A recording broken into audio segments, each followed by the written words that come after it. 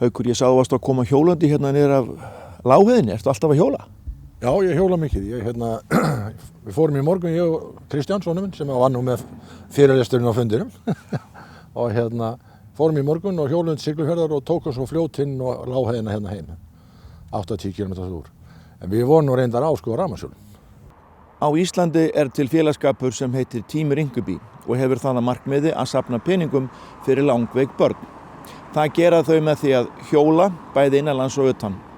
Einn staðurinn Ólafsfjörður og þar Haukur Sigurðsson fyrir á fleti, en hann var á árum áður mjög þekktur íþróttamaður, afreiksmaður og keppti meðal annars á skíðum á Ólympíuleikum.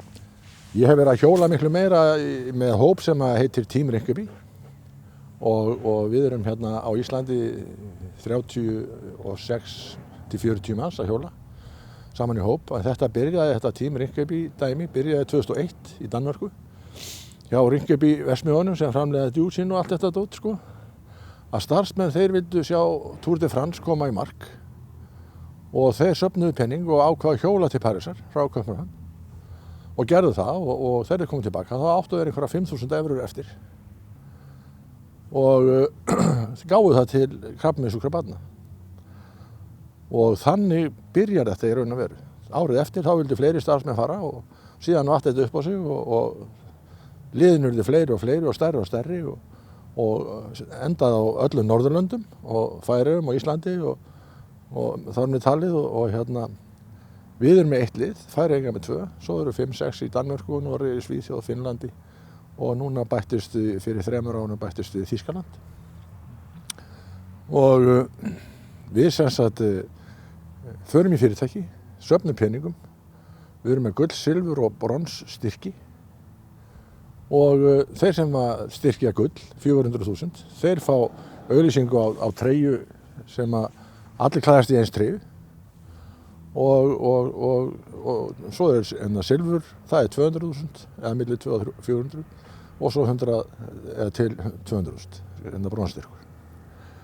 Nú margir eru með minni styrki og skiptir ekki máli, smátt gera í stórt og við byrjuðum 2017 hérna á Íslandi að hjóla eða vera með í þessu verkefni og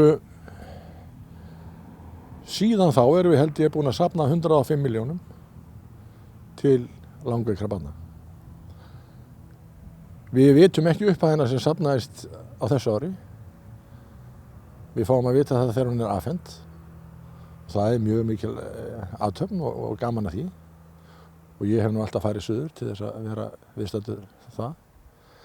En þetta svona, við hjólum frá svo svona gúrkan í þessu, eða gulrótin segir maður, gulrótin já, að það að hjóla frá Kolding í Danmörku til Parísar. Að þá sko, það fjármögnum við sjálfur, en það svona til þess að gera það sama og hinir gerðu í upphafi. Þetta erfitt. Þetta 150 km fyrsti dagur, 203 km annar dagur, 207 km þriði dagur og 205 km fjórði dagur og síðan 136 km og eitthvað, ég mani síðasti daginn endar í 60 inn í París. En þetta erfitt og tekur á og menn verða að bara æfa vel til þess að geta gert þetta.